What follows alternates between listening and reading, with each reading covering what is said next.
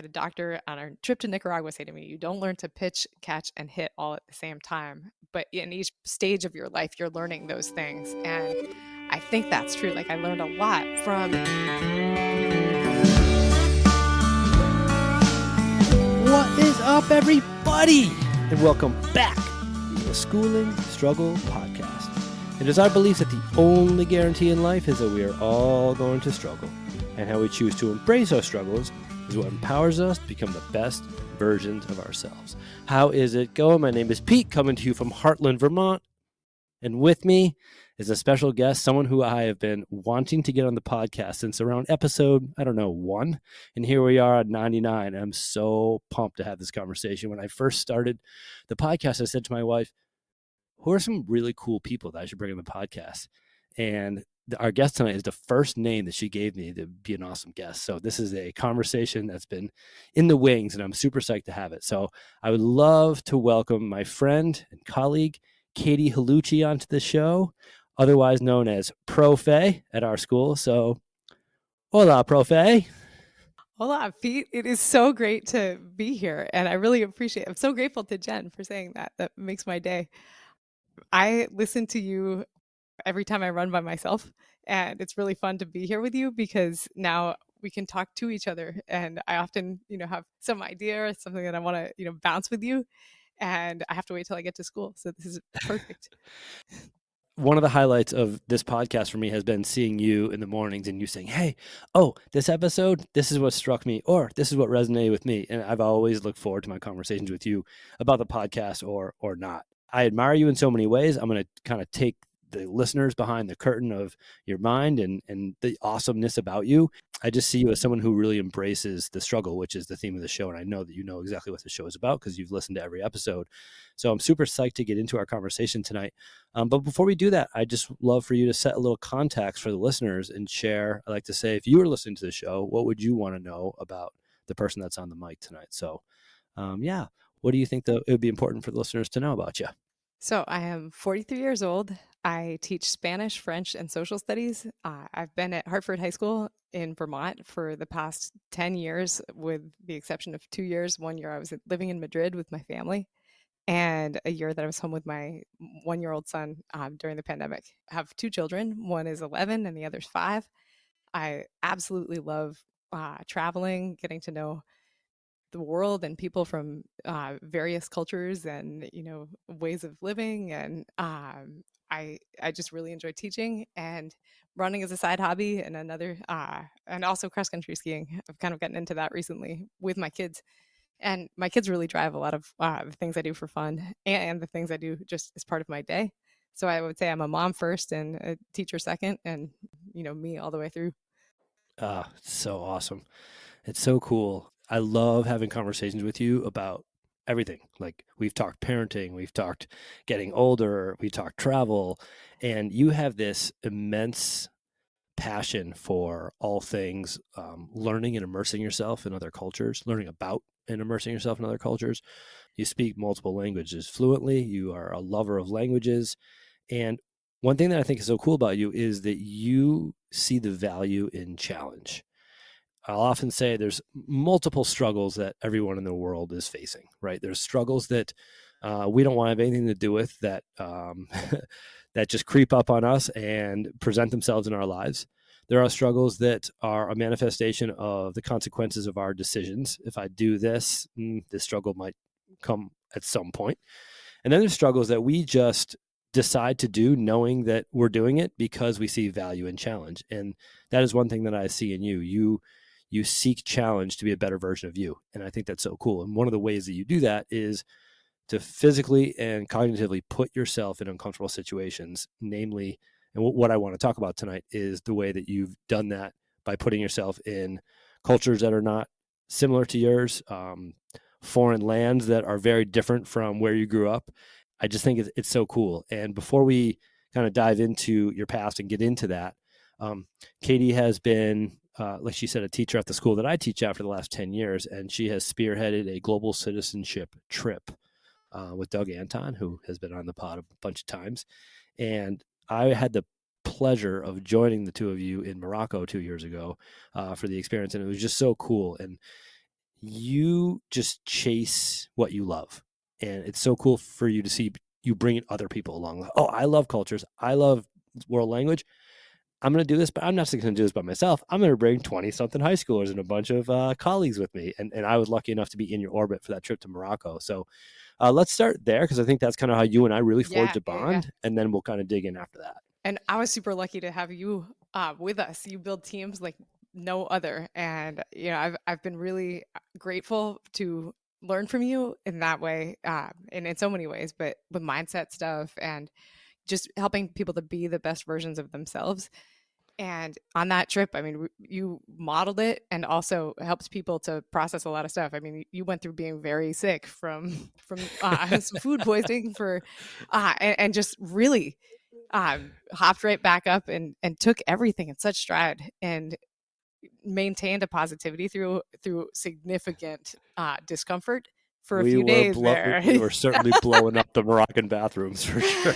but but you never let it dull your shine, and I think that's something that I tremendously admired. I was super lucky and did not get sick, and you all inspired me and inspired the group.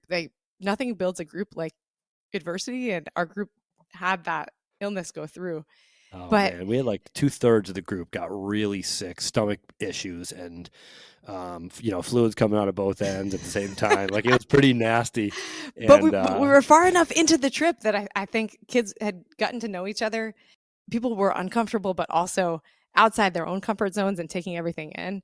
And with host families, they were just so kind that I think it was a mix of struggle plus struggle in a way that people had chosen. You mentioned that there's those different kinds. So when you're in a chosen struggle and something goes additionally wrong, you're almost more prepared for it than if something happens mm, back home where you're not tuned into the place around you. Later we can talk about Spain, and I had an infant while I was in Spain for a year, and it reminds me of that a little bit. A lot of the challenges of being a new mom or a mom to a very small child were easier there than they were with my mm, first child, because I was surrounded by new, and it almost distracted me from some of either the physical discomfort or the lack of sleep because I was on. So I wonder, the times that I've been in other places where I felt really bad, if being immersed in something so new and cool helps get through a little bit. But our group really turned it around, and I think came together in ways I've never seen a group coalesce. And I think that you are largely responsible for that because of the conversations you were just encouraging all of us to have. And something I have enjoyed about getting to know you is that you are so tuned into making the most of every day and it's nice of you to growing. say. I don't It's I just don't know how true. much truth Just there is to true. it. Like, truly nothing bonds a group of people like adversity, Yeah. right? And like you were talking about, being overseas, trying to navigate the struggles during pandemic with a 1-year-old. And I think there's something to be said for like just relocating to a different environment, right? That's why Yes. rehab facilities or stuff. Let's completely remove the person from the environment entirely, and kind of start anew there. And I think there's definitely something to be said for that. When it comes to those trips, we went to Morocco over the last decade. Where have you taken students otherwise? Oh, let's see. We've been to the first one was a trip to the Dominican Republic. Second one was to Nicaragua, and we went back to the town. We can talk about this later, but where I'd spent some time during college, is helping out with a study of a Yeah, gold mine. don't let the cat out of the bag. That's going to be our next. Yeah, But a very rural town in Nicaragua, which is where the first trip I did with Doug Anton, and then we sort of continued from there and co-leading. After that, we went to Laos and Thailand. Doug really wanted to go to some place that was different from any of the languages that we offered at the school. And he's helped me to shift focus over the years to letting the experience be a lab for students who do take language. My Spanish students, if we go to Nicaragua or Peru, they can use that, or my French students in Morocco, as an opportunity to use the skills they're learning in the classroom. But then it also, allows students who haven't yet taken a language to come try out, being in a place that's totally different, especially if students have grown up in Vermont their whole lives like I had when I was in that's what I their love. shoes. And anybody in our school can go on these trips. You don't have to be in the Spanish class or the Spanish Yes. club or the world language club to do any of the stuff. It's just like, nope, I'm interested in going to this place. I want to sign Yeah. up and apply. If my behavior allows me to go, I'm going to go. And we're pretty liberal there because I think students really do rise to the occasion. And you often see a different version of students than you see at school. It's fun to just watch everybody grow. And talking about taking on a challenge, bringing 20 something insulated Vermont kids to a foreign land is not an easy task, and everything from the logistics leading up to it to the trip itself, keeping kids safe, you're just a master with that. It's really, really cool. It's a fun year-long endeavor. Oh, and then I have two more places that we went. So after Laos and Thailand, we went to Peru, then to Morocco, then to Ecuador. Then I was away, and Doug took students to Vietnam and to Puerto Rico. And then when I got back, we picked back up and went to Morocco with you and Yep. to Peru this year. So This year to Peru. Yeah. I each couldn't each make trip the is a Peru little trip this different. year. I want to go. Uh, Yeah. Never the same without you, but uh, each group is special in its own way. And Yeah. That's so cool. yeah. So, and So, each so trip is digging in. different too. This year was a Yeah. real hiking experience. So we hiked 30 miles. And at first I really thought we had, bitten off more than we could chew in terms of what we or students are capable of. And every student made it. But major takeaway from that trip was that students will get over blisters. They will get over pain. And sometimes I think either parenting or teaching or leading trips, if there's a circumstance where a student is very uncomfortable or my kid is very uncomfortable, I try to remove them, and make things easier for them. But I had this long chat with our guide, and we had a student who was struggling, and he said, the pain of not finishing this thing will be way worse than the pain in his feet right now. And I think that is so true. And I watched that, and the student is a kid I admire greatly for the resilience and for finishing, with the blisters that were pretty painful. And I don't know that I could have done it, but I'm certainly inspired. And the next time I'm doing something hard, I will think back to that. And the next time my kid is struggling, I won't try to find an out. I will help my kid get through, help my student get through, because that feeling of accomplishment, I think, lasts way longer than the physical pain. 100%. Yeah. It's really cool. So yeah, you mentioned the study that you were part of in Nicaragua. So I think that's where I'd like to start. But really briefly, can you just share, like literally 30 seconds, where you grew up, where you went to high school, where you went to college, and how you ended up in Nicaragua? Oh, okay. So I grew up kind of between Dorset, Vermont and Wilder, Vermont. My mom is one of 9 kids, and I have a huge family in Wilder. So I went to school in Dorset at Burton, and then came over here on the weekends, here being Wilder, Vermont. Went to college at Dartmouth in Hanover, New Hampshire, right across the river.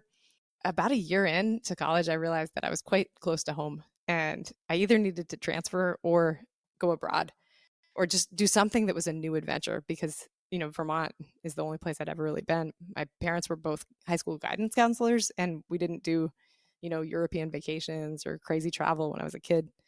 Florida was as far as we ventured.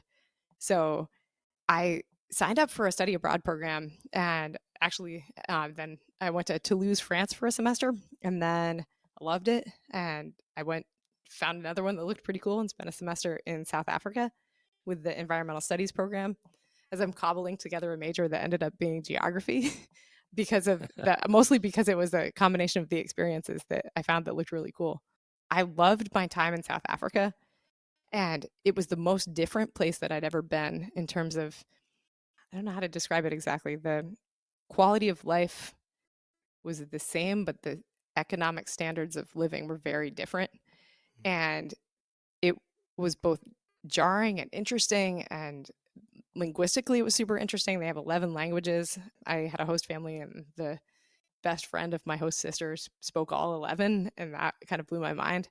So I got back from my semester in South Africa. So I went over to the community service office, and I saw a sign posted on the wall, and it said data collection assistant in Ciuna, Nicaragua. And I knew that Dartmouth had a connection with a community in Nicaragua, but I didn't know much more than that. So I emailed the person that was on the sign and met another student named Joel, and he was working on this study collecting fingernails and toenails to look at mercury and cyanide and arsenic in human bodies because of it's kind of like random, right? Like, So I'm gonna interrupt for a second. In full transparency, I said a couple weeks ago, "Hey, Katie, I really want to bring you on the podcast." And as a humble human being, you said to me, "But I have nothing to talk about." I was like, oh, "You are so wrong." You're like, "Well, I'm not quite sure." I said, "All right, let's have lunch together, and let's just have a conversation." So you start to dig into this story about the fingernails, and I go, "Stop right there." I go, "I don't want you to repeat anything and have to say it twice. So let's have this conversation live." So I have not heard the fingernail story, but when you told me you were collecting fingernail samples in Nicaragua, I was like, "What do you mean you have nothing to talk about?" I think that's amazing. it was kind of And, random. and the other thing is my wife was a valedictorian of her high school class, and whenever I mention that in her presence, it makes her really uncomfortable. So she said, "Can you just please stop mentioning that? Because when you say, 'Oh yeah, my wife's a valedictorian,' she's like, I don't really know how to respond to that." She's like, "It just makes me uncomfortable." So I'm about to make you uncomfortable and share with the listeners that you were the valedictorian of your high school class, coming out of Burton, going to Dartmouth. So take that. uh, Also makes me uncomfortable, Pete. But that's Good, okay. good. I So want you to sit in discomfort for a moment. tell Jen, good work. And I think the thing with the nails, I have to tell you after I tell you the story, it's come back. Everything comes back full circle in life. It's super interesting. They're still looking at the mercury and cyanide and arsenic in New Hampshire wells now, and my son is part of Huh? the birth cohort study. So now we have to send in his fingernails and toenails occasionally. Wow, So that isn't is that wild. wild? Wow. So So you go to Nicaragua and you set up or you post up somewhere. I mean, they put you up. Tell me about where you're staying, and then were you literally just sitting there in a chair and like kids would come through and you'd cut their fingernails and take them and like put them in bags and like ship them off? Like, what was? Give me the logistics of this So study. the first logistic was that they would pay for my trip if I would cut fingernails and toenails. So let me just tell you, I was not doing anything academic during this time, other than listening and learning. I learned more than I've ever learned in my life, but this was my role in this. I was not a researcher. I was a toenail clipper. So Oh, just toenails, not fingernails as well, fingernails. and hair samples and Okay, water, okay, and we had to okay. do some observations of the home and stuff like that, and ask people what they ate. So lots of data. uh, So did you go to the home oh and cut the yeah, nails, yeah, or did yeah, they we come went to to you? them. Oh, there wasn't like a lab set up. We Okay, went to 50 different families throughout the region in Ciuna. Ciuna is a town in the mountains in northeastern Nicaragua, and it's okay, super rural. So you fly to Managua, and then you take a little Cessna, probably 8-seater plane, because the roads are not nice. passable. At least they're not easy, and the trip is long. So Yeah. the plane ride is super interesting because there'll be people with So- with a chicken, or yes. traveling with their things in plastic bags. So the scene is uh, amazing. It's something out of a book, and you land there, and you're kind of in the wild west of Nicaragua. And when we arrived, it was me and one other Dartmouth student. His name was Joel, and he was doing much of the research along with some people who do like public health research. And he told me what to do, and we worked together. I would bag the samples with him every afternoon. But the interesting thing when we got there, there was no electricity in the town for the first 20 days we were there. We were there for just shy of 2 months, and you couldn't turn on a light after dark. We stayed at the university called Huracan, and it was old army barracks. So when I say university, it's a lot of buildings that are made of cement. And it was very weird for us to share a little cement building because we were not married and not of the same gender. So that was strange to kids. There were a lot of things that I noticed in terms of just how people interacted with each other. We didn't see too much, talk too much, other than in the classes. We went to a few classes to help, with English lessons if people asked us to help out, or to just observe at the university. And I remember distinctly, there was a girl named Joyce, and she rolled with the guys, and I absolutely loved talking with her because she was just such a strong person, and really stands out as one of the people that I've met in my life that has influenced me because anytime I have any doubt about whether to stand strong in a situation and, roll with something, I think back to her and her way of really challenging any sort of norm in her environment. And she just was such a strong human.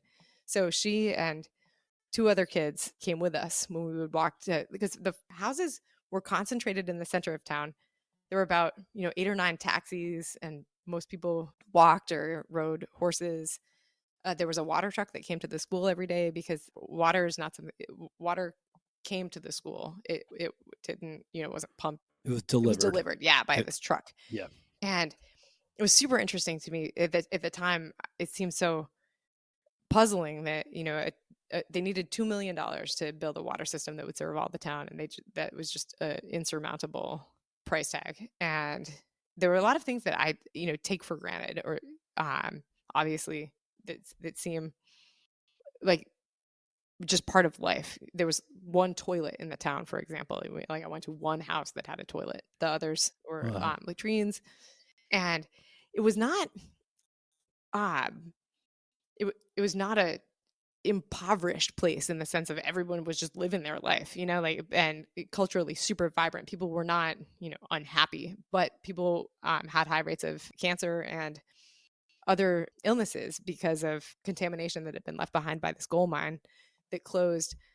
And it was a Canadian company that just cut and ran and didn't clean up the damage that was done.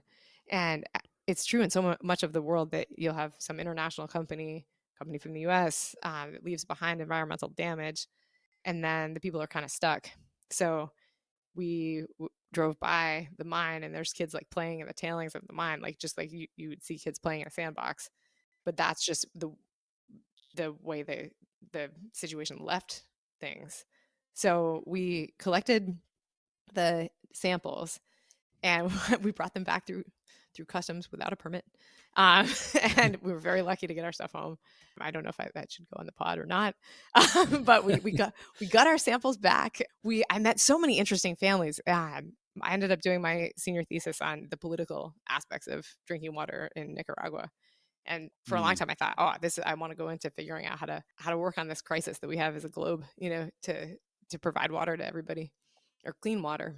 And decided that writing about stuff like that wasn't gonna cut it, because it's too big. And teaching is something that every day it's little, and I like the little, and I think that's how I see myself as having a skill that can, be useful. Did you, before going there, were you fluent in Spanish, or was that kind of like your first kind of like real immersion into learning the That was language? my first real immersion into learning the language. I'd gone on one high school trip to Costa Rica, but it was very, on a bus, different from the trips that we take. And I didn't interact with that many people from Costa Rica. And if there's one thing I want to have in trips, it's getting kids to meet other kids, whatever we're doing, that they're engaged with the community in a way that lets them speak. Because the whole point of Yeah. learning language is to get to know people. And that's Yeah. like, I think, what I love about it. And so I think, yes, that is where I became good at speaking it, because I had to. And that's what we had to do after dark, because we'd play volleyball out on there was like a basketball court, or like just a concrete court. So we'd play volleyball until the sun went down, and then we would sit like on the water truck and just talk. And because there were only two of us, we spoke in Spanish, because that was, what people spoke. So there was no option to go speak with the kids from home. And I think if I were to recommend Right. kids to do a study abroad program, if you can do a study abroad program that does not give you a group of English speakers, and you have to meet people in the language that you're learning, Yeah. that's when you Necessity is the necessity. mother. Yes, Yeah. 100%. And Yeah. I had a student say to me the other day, just asked me, like, what are some things that you haven't accomplished in your life that you want to do? And I said, oh, I want to write a book. I want to run a marathon. I said, I'd like to learn another language. And student said, so are you going to take classes? I said, no, that's not the way I roll. I said, I just need to move to a place where they only speak whatever language it is. For me, it'll probably be Spanish for 6 months, and just not speak anything other than it, and just throw myself into it. That's the way that yes, I learn best. And that's the only way I'm going to learn it. And so that's just kind of that's awesome. a side Awesome. note. And So you do the fingernail study, and you come back, and are you at that point kind of like, all right, like I'm not really going to be into like writing policy. I'm all in on like doing this thing and experiencing these cultures, and then how, what goes on from there? And I did my so I think I want to write about everything that I just experienced. In addition to contributing the nails to the study, I want to figure out could I solve this problem? Which, ha ha ha, no. At that age, I thought if only I do some research and figure out what could they do. Like they've already had that conversation, and writing about the challenges of drinking water made me not want to become an academic. That became clear. I did help organize a trip back to Siuna. Dartmouth did for many years a trip there with a medical team and an engineering team, and undergrads who wanted to go just get involved in a different place. And so I went back my senior year with a group of 20 students, medical students, and organized operations for that. And that was actually instrumental in later organizing student trips because I'd had some practice there. I was deciding between Peace Corps and Teach for America actually at the end of college because I knew I wanted to do something that was engaged in the stuff I'd been learning about. So you weren't studying education, like you weren't in college to become a teacher at the time, right? So I had pieced together this geography major and Spanish minor with the classes that had taken, and I was undecided about what I wanted to do. And I was teaching drill. I taught this thing called drill where you're an assistant Spanish teacher. There's this thing called the Rosius method. And John Rosius was this language teacher at a foundation at Dartmouth. And his whole way of teaching was to just be wild with the language. Like he'd rip off his shirt and, really like make it memorable and, say the craziest things. And I think it does actually inform how I teach it, having worked with him.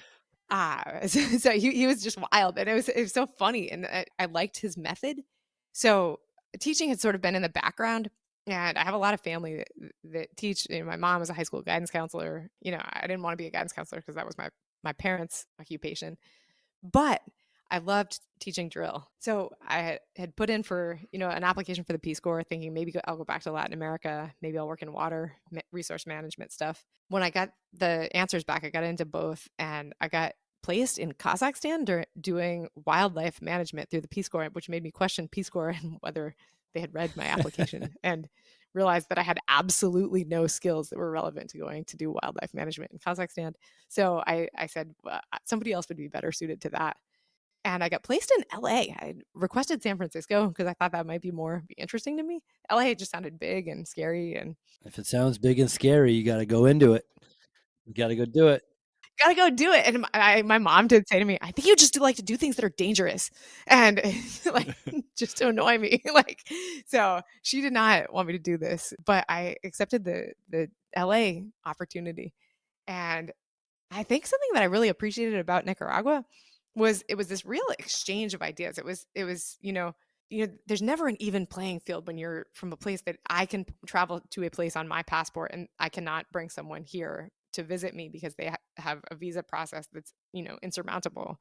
That's not an even playing field. So it would be unrealistic to say that true in every way. But if I'm learning and they like we're trading English and Spanish or trading experiences, that language learning piece is really cool. And I loved the idea of going to teach ESL, it was the ESL then, now it's ELL because many English learners are learning English as a third language, not a second. So just to interrupt, ESL is English as a second language, and ELL now is the acronym that's used is English. English is a learned language, Yes. I think. But at the time, it was a real trade with my students and their families. So I ended up going to LA. It was terrifying, just in the sense of I'd never driven on freeways. And those are the things I kind of learned on the side. I'd never lived in a city. Vermonter. Yeah, I was definitely a Vermonter. And, the number of people in LA that said to me, "You're not from here, are you?"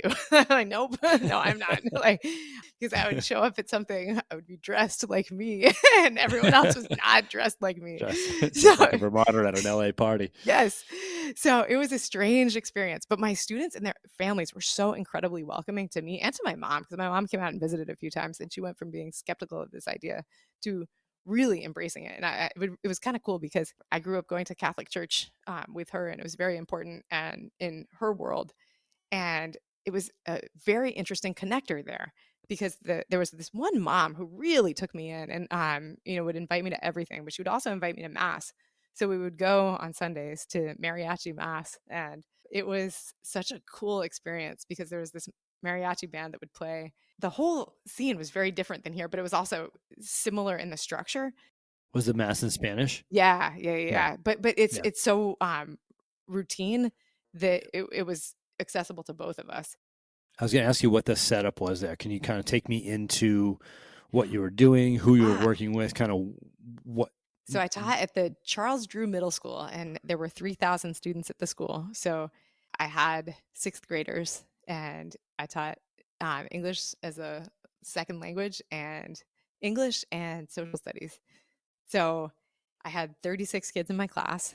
No formal training as a teacher. Like you didn't go to school for teaching. Like you didn't have like, I had one education class that I was placed at the Hartford Middle School oh man. with my cousin Roy through, and Oh, I had this amazing teacher, Jay Davis, at Dartmouth, and he was another one of those, the yeah. people that you meet that are instrumental in your life. He Yeah. was such an enthusiastic teacher that taught me in one semester, not enough, clearly. Like I clearly went in underprepared compared to somebody who had gone through a formal education program, but Jay really helped us to think about what's important in teaching and connecting with kids I love it. and respecting and embracing students' cultures and helping them to bring those things into the classroom.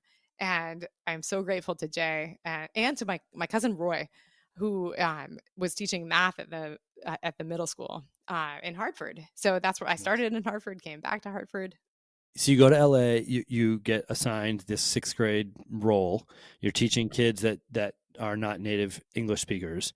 And when we talk about taking on or embracing challenge, I mean, you took on a new job that was challenging. You're uprooted your living situation. That's not comfortable. You're on a teacher salary. That's not comfortable. All these things. Yeah. So when you think about that, you think about the challenge that went into that experience. Um, what do you take away from that? Oh, let me think. So many things. First of all, I'm really glad I went. It was like the hardest thing I think that I've done just in terms of the amount of work. It was all consuming in a way that I don't think was probably healthy. What do you mean by that? I worked literally all the Yeah. time. Like I often feel like I work a lot right now. The stress of the job wore you out. The Yeah. stress of the job, yes, it was. Cause it's because you care, Profe. When you care, it's so hard. It's working with people. Yeah. You got to be ready for class, and also, um, creating lessons that were interesting, but then also my students have so many things going on in their lives that I think that stress weighed on me too, just to figure out, well, how can I help this family with their immigration challenge, or like figure out how do they go to a doctor if they're afraid, like what are their rights. I had one student that I was trying to figure out why he hadn't been doing his homework, and then I learned that like he was living in a car. Like there was a lot of students with a lot of things going on. This is a public school in LA. Public Yeah. school, but my students were all recently arrived, so most of them had come from Mexico or Central America and had just gotten there. So a lot of them were, trying to sort out, just like I was, how do I live in LA? But I had, a ton of, privilege there, and many of them had come from jobs where the families had been working in jobs where they were working in jobs here that they were way overqualified to do. So, I met one guy who was a pilot in El Salvador who came here and was working, as a trucker. And, there was just a whole lot of things. One of the best things was my partner teacher was from that neighborhood in LA, had gone to Charles Drew and then on to high school and then into teaching. And I think that the value of knowledge within a community is something that I see, that I really learned, was how important it was to talk with him, ask him questions before I did anything Situational ever. awareness. Yeah, situational Yeah. awareness, and to learn from him, and I think the same is true, teaching at Hartford, that like the tremendous importance of knowing the families, what's going on, knowing students, what is important to them, like not only asking questions, but then talking to the parents, talking to people who kind of know student situations, to know them as whole people. The families that I met were so awesome and so interesting, and getting to know each other around food was also really cool because it was a way for people to bring in something that was interesting, and then to share a meal was kind of a nice bonding experience. So if I learned anything, it's the importance of community knowledge within a school, and then the importance of inviting families into a school to really draw on like the knowledge base within the your students' population. But both of which are just like so in line with just building connections, right? Building human connections. Like Yeah, we yeah, talk yeah. about, the most important thing we can do is to build connections, and the studies show the people who feel the most connected. Um, that famous Harvard study that Todd and I refer to often is the single biggest dictator of someone's health and wellness at age 55 has nothing to do with their physiological biomarkers. It's how connected they feel to the people that are closest in their life. And I think that's where you're a master, is just building connections with the I people, all the love people meeting in your orbit. people. Yeah, like I think you and I are Yeah. pretty extroverted in that way. So kind of where I want to take this from, where I want to wrap it up. First, I want to ask, so how long were you in LA? I was there for 2 2 years. years. I think I'm not a city person, and I ended up going there to a different city, but that was mostly because I picked LA, and my husband kind of got that. Still, my boyfriend at the time got to pick next, and he's from Boston. And so when I looked at what I wanted to do next, I did feel like I had too many things that I wanted to help my students with that were not school, because they were bigger than school. Yeah. It was health care, immigration status, rights to housing, stuff like that. So I ended up going to law school thinking I wanted to do legal services or legal services for kids. It's so funny And I, based on what I know about you, and just you are in the trenches, you are getting your hands dirty, you're doing those things. To think that like that you went to law school is it makes me chuckle. it was clearly a terrible idea, in the sense that I got a year into school, and I was like, I miss the classroom. I just miss the day to day energy of teaching. Like that's where I find I am happy when I'm in the classroom. I can show up at school grumpy as anything, and then I'm a class into the day, and I'm just like, yeah, Yeah. let's go. And That's fact. That's fact about you. I see it every day. That's fact. I just love it, and I I had this feeling that I should finish what I started. And I guess if I had any advice to my younger self, it's like, you don't have to finish what you started. You can actually abandon ship and go do the thing that you want to do. Chase what you love. Yeah. And there's a way to make a difference no matter what you're doing. I think when I think back to my time in LA, the guy that made my coffee in the morning, his name was Anthony. He like made my day every day because he was so happy and so fun. Whatever you're doing, if it makes you happy, you will make the people around you happy. So teaching's that for me. But law was an interesting thing. I learned a lot. I learned a lot about writing. I met some super interesting people. I had one of my favorite teachers in law school was a criminal law teacher, and I ended up after law school. Very long story, but I was trying to put together a way to do legal services in a school, and I don't know why. I just wasn't like, I want to go back to teaching. Yeah. So I figured out a way to do this project, but to do that, I had to buy some time, and you could get a grant to do this either after law school or after a clerkship. And a clerkship is where you work as an apprentice to a judge. Basically, you write the drafts of their opinions. You do the research. You help write briefs to explain different points of law in the cases. And I clerked at the Massachusetts Appeals Court and then at the Massachusetts Supreme Court, called the Supreme Judicial Court. Huh. And then I practiced as an appellate public defender. I think I did that because of this teacher I had in law school. But it's funny. You don't learn all the pieces. Like I had a doctor on our trip to Nicaragua say to me, you don't learn to pitch, catch, and hit all at the same time. But in each stage of your life, you're learning those things. And I think that's true. Like I learned a lot from this teacher, the crim law teacher, who I ended up, pursuing that path for that year after clerking that I practiced because of Professor Macklin. But I also learned about teaching from him, and I think that's the stuff I carry forward. It's the expectations he carried, the way he taught, like that whole time he kept you on your toes and made you think, but also made the class really playful and fun and challenging at the same time. So I think there was this whole, meta thing going on the whole time I was in law school. I was like learning from my teachers Yeah. about how to become the teacher I wanted to be. Uh, So it wasn't a waste of time, but it didn't end up being the path that was for me. I would sit at my desk doing research, and I would count the hours, until the day was done. mm, And I'd never see my clients, even when I did an internship in legal services at the Boston Medical Center that was exactly what I wanted to do, and I hated the day to day of Yeah. it. And I think if I had other advice for my younger self, it would be to, with the career that you think you want to pursue, go shadow, like not just for a day, but for, a semester. And Hartford has a really cool way for students to go Yeah. shadow as part of their schooling, like, and I think that's a really great opportunity for kids because you can have all of the intellectual pieces of a job that you think you want. And if the day to day doesn't work with your personality or who you are, then you got to find a different one. Yeah. Uh, So you finished law y- y- school. You went and did that legal work for how long did you do that for? 3 years. 3 years, and then you went back to school to become a teacher. No. Then I figured out how to transfer my certification to Vermont because Vermont has a really cool paths to licensure. The timing was terrible, like most things are. Like I was trained for something and then do something else. We could get into that at some point. I always But I always train for something and then do something else. It's great. but then I learned a new Of skill. course. So I guess I like learning stuff. So Yeah. it has worked out okay. It gave me this moment where I had to think, what do I really want to do with my life? So I looked at legal jobs up here. I looked at how I might get certified to teach ESL or social studies. I really thought at that time that I wanted to teach law, and the transcript review process was not going to work for that. And I would have had to take a few more classes, which I ultimately did during the pandemic. But at the time, could get certified to teach Spanish because a lot of the language course, like the methodology courses for learning English, are very similar to the ones for learning Spanish. So I did all the stuff I did in LA, but in reverse. Huh.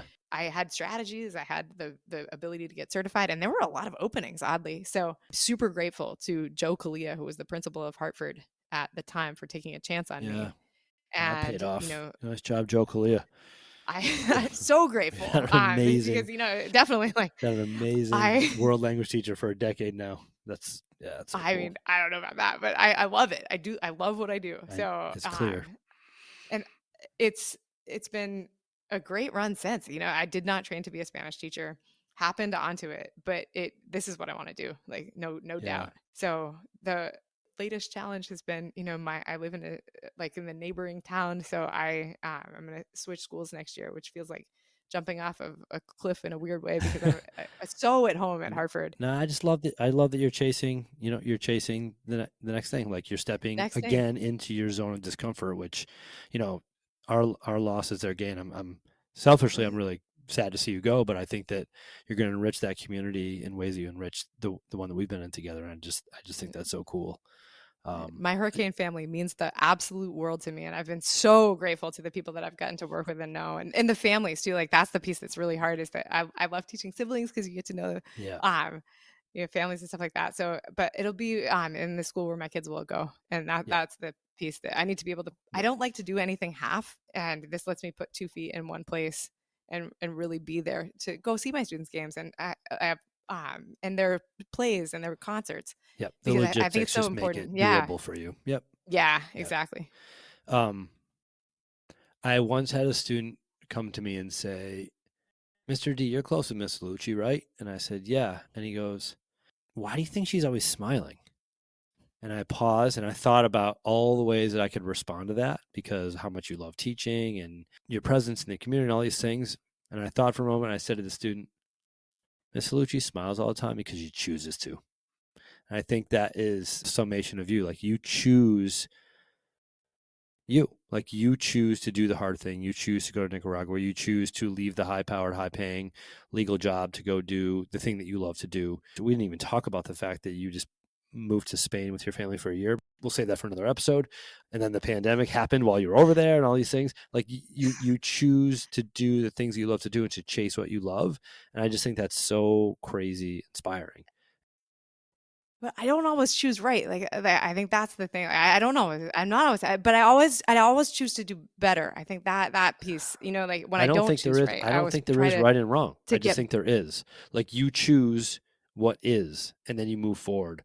I don't think there's good or bad or right or wrong. Like I just don't think that. I don't want you to think I'm happy like all the time. Like I yell at my kids and I feel bad afterwards, or like I'll be a grump to Jeff, my husband, and like then feel like awful, like. But I then I do try to get back from that, and I think that you're right, that choosing positivity is a daily, not daily. It's a, you know, minute by Yeah. minute thing. And Yeah. I push back on that a little bit because when people say, oh, you're so positive, you're so positive. And it's like, I certainly don't want to be viewed as negative. Sometimes the fact that you and I, the way that we carry ourselves in the hallways, people are like, oh, they're always positive. They're always upbeat. They're always positive. But what I really want someone to say about me, and this is what I say about you, Katie, is I want someone to say he's a realist. And what a realist does is a yeah, realist yes, acknowledges the challenge and then tries to navigate the challenge the best they can with the circumstances. And I think to say, oh, Katie, you're yes, so positive, you're so happy all the time, you could have not gone to Nicaragua. You could have not gone to LA. You could have not chosen the teaching profession, which is really challenging, and people are leaving by the droves right now, right? Like, so it's not that you're just happy and positive and that everything is roses and happy music all the time. It's that you're choosing to do difficult things and you're choosing to do them in a way that moves you forward, and not only moves you forward but moves the people around you forward. And that's what I love about you. That's what I admire about you, is you are a realist.